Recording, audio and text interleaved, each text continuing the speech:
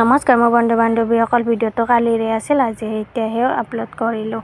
এয়া কালিৰে কিমান কাম বন কৰিছোঁ আপোনালোকক দেখুৱাইছোঁ। আৰু তাৰ মাজতো কিছুমান ভিডিঅ' মই তেনেকৈ কৰিব নোৱাৰিলোঁ, কাৰণ মোবাইল ধৰা মানুহ নাই। আজিও তেনেকৈ ভিডিঅ' কৰিব নাপালোৱে বাৰু। কালিৰ যিখিনি আছিল সেইখিনিকে মই আপলোড কৰি দিলোঁ।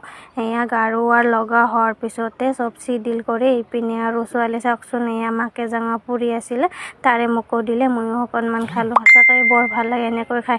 তাই মানে ইটো একবাৰ কাটিতে সিটো একবাৰ কাটিতে এনেকুৱা ধৰণৰকৈ মানে মোক জগন ধৰি থকাৰ দৰে আছে। আৰু তেনেকুৱাকৈ খাই পিনে এইপিনে আৰু মানুহজনে সোনকালৰ পৰা যোগাৰ কৰি আছে মাংস বনাবৰ কাৰণে। এইপিনে মই ভাত হোৱা কৰিলোঁ, মানুহজনে মছলা বটা হ'ল।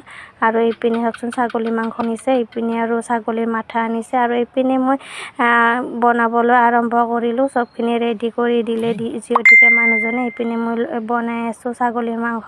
প্ৰথমতে গেছত বহাই দিছিলোঁ, তাৰপিছত ভাবিলোঁ গেছত বনালে পুটুককৈ হৈ নাহিব, কাৰণ চোলাখনত বেছি জুই নোলায়। সেইকাৰণে এইপিনে আৰু মানুহজনে ছাগলীৰ মাথা বনাই আছে, বহুত ধুনীয়াকৈ চাওকচোন, ইমান ধুনীয়াকৈ বনাই আছে। আৰু তেখেতে জানেও বনাব। এইপিনে আৰু মই বহাই দি চাওকচোন কি জুই দিছোঁ।